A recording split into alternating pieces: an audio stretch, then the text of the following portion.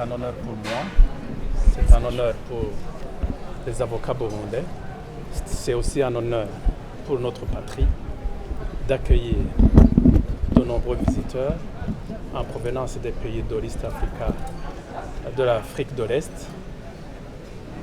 Et les avocats qui sont dans nos murs proviennent de la République unie de Tanzanie, de Zanzibar, du Sud-Soudan, de la République démocratique du Congo, de l'Ouganda, du Kenya, du Rwanda et bien sûr du Burundi. Il se réunit donc des avocats et des juristes en provenance des pays de l'Afrique de l'Est avec un nombre imposant de plus de 500 personnes. Nous avons 300 avocats, presque 300 avocats burundais qui ont pris part à ces assises. Nous avons également plus de 300 avocats et juristes ainsi que des conférenciers en provenance des pays de l'East Africa qui sont venus ici au Burundi pour nous appuyer, pour participer à cette conférence annuelle de l'East Africa Community. Il s'agit également d'une assemblée générale des avocats de la communauté est-africaine qui va se dérouler samedi, une assemblée générale qui réunit tous ces avocats pour discuter des activités déjà réalisées au cours de l'année 2023, de la manière dont la gestion des finances a été opérée durant l'année 2023 et de projeter en avenir un plan d'activité et même une prévision budgétaire pour l'année 2024. Les activités qui ont eu lieu lundi et mardi tournaient autour de la gestion ou du système bancaire ainsi que de la manière et de la procédure, des règles de la loi qui est suivie et surtout de l'imprégnation du traité régissant l'East Africa Community par les avocats en provenance de tous ces pays dont je viens de vous préciser. Les deux activités se sont déroulées durant la journée de lundi et de mardi. Aujourd'hui, mercredi, c'est un jour d'une importance capitale parce que c'est le début des enregistrements de tous ceux qui vont participer à l'Assemblée générale et à la conférence annuelle de l'East Africa Law Society. Les enregistrements ont débuté tôt le matin. Nous avons enregistré des visiteurs, comme je le disais tantôt, en provenance de tous ces pays. Je crois plus d'une soixantaine d'avocats en provenance de la République démocratique du Congo, plus d'une soixantaine d'avocats en provenance du Kenya, plus d'une cinquantaine en provenance de l'Ouganda, plus d'une vingtaine en provenance de la République unie de Tanzanie, en même temps ceux en provenance de Zanzibar, deux en provenance du Sud-Soudan, une vingtaine ou une trentaine en provenance du Rwanda. Donc vous comprenez que nous avons vraiment un nombre imposant de visiteurs que nous sommes appelés à accueillir chaleureusement dans une ambiance et une hospitalité légendaire habituelle de nos Burundais. Ils ont été bien accueillis à l'arrivée à l'aéroport et même au poste frontalier de notre pays. Ils logent dans nos hôtels, nos jolis hôtels. Et aujourd'hui, mercredi, ils vont débuter des formations, des sessions de formation. Des formations sur la pratique judiciaire, surtout la saisine et les procédures suivies devant la Cour de l'Afrique de l'Est, le respect du contenu du traité régissant l'Afrique de l'Est et surtout l'usage des textes internationaux de façon générale qui ont été ratifiés par le Burundi. C'est un cadre de formation, c'est un cadre d'échange, d'expérience, c'est un cadre via lequel les avocats parviennent à nouer des relations entre eux. Un avocat burundais, il trouve une opportunité de nouer des bonnes relations avec un autre avocat ressortissant des pays de l'East Africa. Il noue des relations de collaboration. Vous savez qu'un avocat burundais ne connaît pas en totalité les règles et les lois de la République unie de Tanzanie, par exemple. Mais une fois que j'ai un partenariat avec un avocat tanzanien, lorsque j'ai un client que je dois défendre en République unie de Tanzanie, je ne suis pas obligé de me déplacer en faisant des dépenses inutiles. Je noue des relations avec un avocat vivant dans l'un de ces pays de la communauté est-africaine. Et c'est cet avocat qui va poursuivre mon cas et on s'accorde sur la manière dont nous partageons les honoraires. Il y va de l'intérêt du justiciable qui sera bien assisté. Il y va de mon intérêt. Je ne dois pas me déplacer. Et à ce moment, on noue des partenariats avec ces avocats de la communauté est-africaine. C'est une occasion également de prendre connaissance de bonnes pratiques sur le respect de la loi, sur l'état de droit, sur le respect des droits humains. On échange et chaque avocat retient quelle est la bonne pratique qu'il doit dorénavant faire usage dans notre pays pour l'intérêt de la loi, pour l'intérêt de la population burundaise, parce que lorsque vous savez dans un premier temps que les avocats, ce sont eux qui constituent la bibliothèque des juges. Ce sont les avocats qui donnent des écritures, des conclusions qu'ils adressent aux juges, desquelles conclusions doivent se référer aux textes internationaux ratifiés par le Burundi.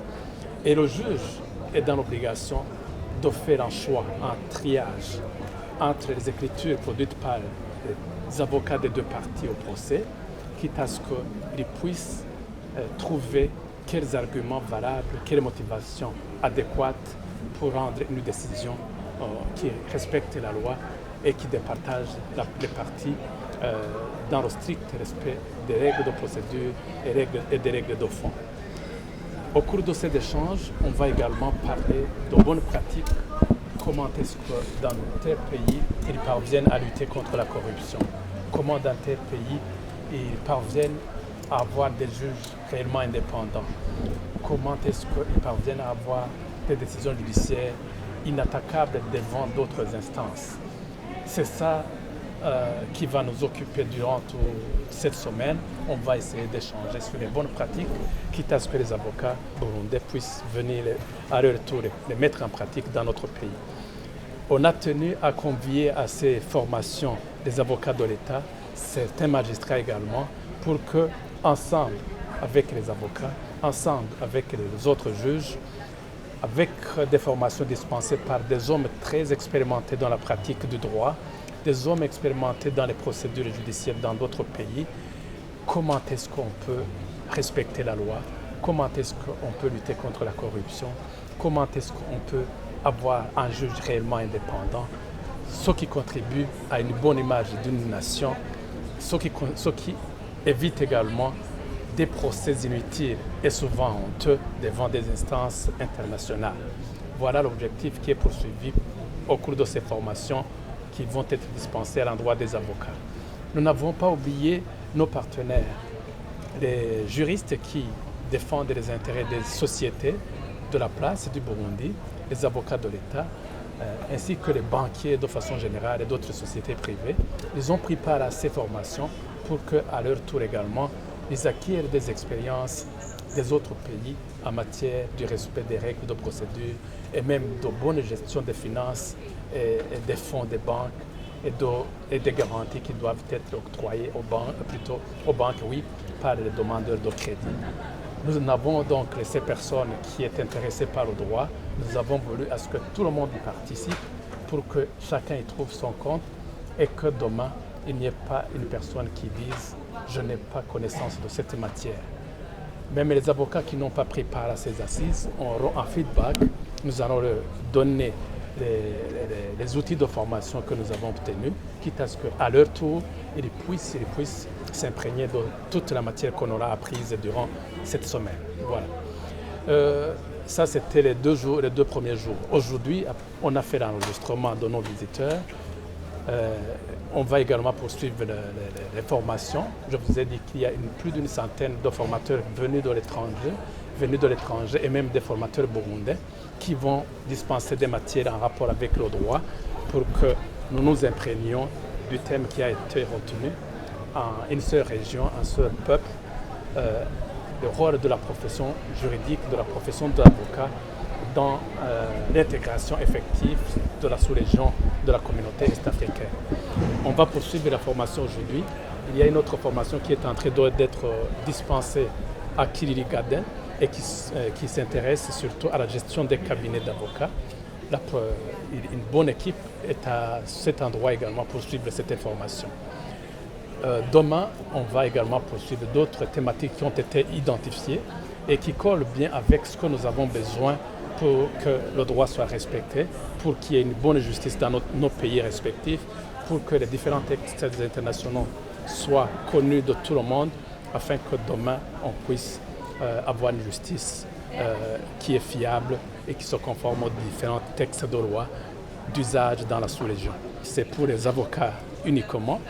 Et les avocats vont débattre sur la manière dont les activités au courant de l'année 2023 se sont déroulées, la manière dont la gestion des finances, comment elle s'est déroulée, et même pour se fixer des objectifs, un programme d'activité et des prévisions budgétaires pour l'année 2024. Voilà en gros ce que nous allons faire, ce que nous avons fait depuis lundi et que nous allons continuer à faire jusqu'au samedi.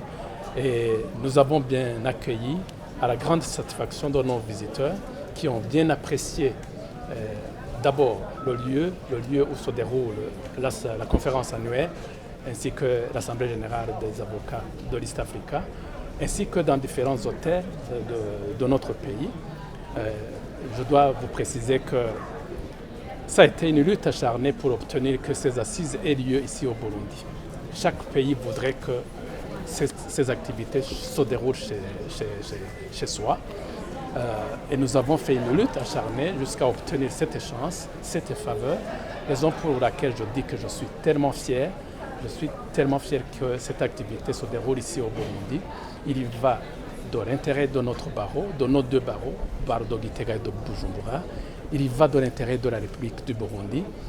On a trouvé que les arguments qu'ils avançaient en disant que le Burundi n'est pas fréquentable du fait de l'insécurité, ils ont pu constater que la sécurité y règne totalement. L'autre argument qu'ils avançaient, c'était que nous n'avons pas suffisamment de salles de conférence pouvant contenir plus de 2000 personnes. Ils ont été agréablement surpris de trouver que nous ayons des salles comme celle-ci qui peut contenir plus de 1500 personnes avec un confort inestimable. L'autre argument était que nous n'avons pas assez d'hôtels. Ils ont pu trouver qu'au Burundi, il y a beaucoup de jolis hôtels ici à Bujumbura et surtout à bas prix, parce que lorsqu'ils apportent des dollars et qu'ils échangent en francs bons, ils trouvaient que les hôtels et même les autres consommations coûtent moins cher par rapport à chez eux. Je dois signaler également que par les présentes assises, le Burundi, il trouve son compte, l'économie burundaise il trouve son compte parce que tout ce monde, plus de 300 personnes qui sont ici pendant toute une semaine, qui consomment uniquement des dollars, qui ont apporté des dollars. Vous savez que les devises, c'est quelque chose dont nous avons tant besoin. Ça va être enlégé mieux pour l'économie nationale, ce qui constitue une fierté pour les avocats burundais qui ont pu amener leurs confrères des autres pays pour que, avec ces fonds, nous contribuions à l'économie de notre chère patrie. D'abord, c'est un droit qui est reconnu à chaque justiciable de recourir à une juridiction qui est reconnue tant sur le plan interne que sur le plan international. C'est un droit qui est reconnu aux justiciables. Ça, c'est de un. De deux, il y va de l'intérêt de la partie qui perd le procès et surtout qui perd le procès de façon injuste, en violation des règles de droit, à cause de la corruption, à cause de la partialité des juges, à cause des injonctions des différentes personnalités qui pèsent sur le dos du juge et qui devient esclave de ce genre d'oppression et de corruption et qui rendent des décisions iniques, injustes. À ce moment, la partie qui perd le procès est dans l'obligation de recourir à n'importe quelle instance qui lui est ouverte. C'est la raison d'être de ces instances internationales. C'est la raison de la reconnaissance par les États de ces instances judiciaires au niveau international. Tout le monde sait et savait qu'au niveau interne, il y a souvent ce genre d'oppression, il y a souvent ce genre d'injustice, il y a souvent ce genre de corruption qui peut faire qu'un justiciable perd un procès et que à son tour, il ait le droit de recourir à des instances indépendantes, impartiales, des instances au sein desquelles il y a des juges d'une expérience confirmée quant au droit et surtout qui ont une moralité irréprochable, qui ont des assises sur le plan financier et qui ne peuvent jamais accepter la corruption, qui ne peuvent jamais accepter des injonctions de n'importe quelle autorité, qui rendent des décisions conformément à la loi et à la loi uniquement. Et lorsqu'ils sont appelés à rendre des décisions en âme et conscience, ils ont une âme saine et leur fierté, c'est de rendre une décision complètement juste et ne pouvant pas être attaqués devant n'importe quelle autre instance. Ce sont des gens dignes d'être appelés juges, qui ne veulent que leur honneur, qui ne veulent que l'honneur de leurs institutions, qui ne veulent que l'honneur de la sous-région. Raison pour laquelle des jugements qui ont été rendus par les instances internes, et même pour le cas du Burundi, il y a des décisions qui sont injustes, qui sont rendues en violation des règles de droit, en violation des textes régissant la communauté est-africaine.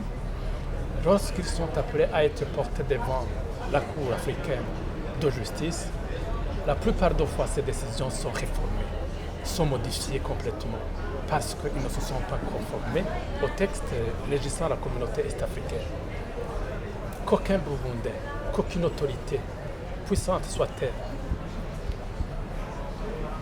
se pose la question de savoir pourquoi les décisions rendues par nos instances judiciaires et qui sont portées devant les instances internationales, pourquoi ces décisions sont réformées systématiquement.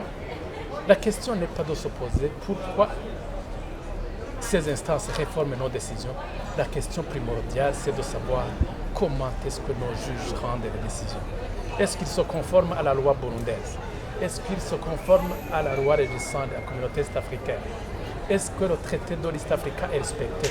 Est-ce que les textes internationaux ratifiés par le Burundi sont respectés? Si tel n'est pas le cas, ces décisions vont tomber à la table de ces juges dignes, de ces juges impartiaux, de ces juges indépendants qui ne supportent jamais d'oppression, qui n'acceptent jamais de corruption et vont rendre une décision juste en faveur de la partie perdante, mais pour le compte de qui le droit était de son côté. Un appel vibrant est lancé à l'endroit des juges burundais et de se poser la même question que vous me posez.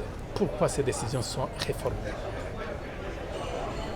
Sur le plan moral, ces juges de ces instances, ils ont une moralité irréprochable. À nos juges d'être de la même chose, de se conduire de la même manière. Question de savoir pourquoi ces décisions sont réformées. Ces juges de ces instances connaissent bien le droit. Il revient à nos juges d'apprendre jour et nuit, de se former de façon continuelle. Un auteur disait que lorsque vous suspendez la formation, lorsque vous arrêtez d'apprendre, vous commencez à mourir.